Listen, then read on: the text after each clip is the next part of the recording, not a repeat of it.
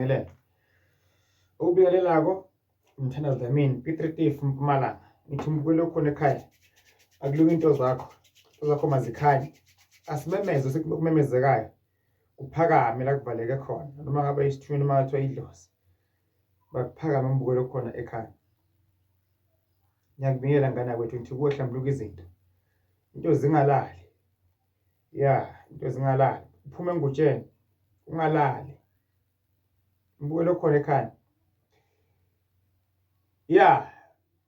UNkulunkulu ekuphile egameni lakho Jehova namandla Nkosi yamakhosi mongcwele siyakhuleka sinombukelo khona ekhaya njengamanje sikhwela ukukhanya lenhlanhla nenkazimulo nempumelelo magumbini amanomhlaba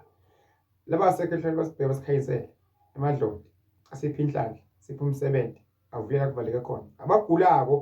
bagula emzimbeni abeyipsifa babanaso ngabashaya istroke ngabe ikhanda ngabe ubuhlungu amehlo ngabe ukusindela amahlombe ngabe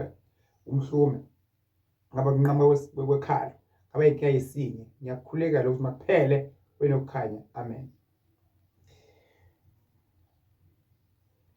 Umbukelo khona ekhaya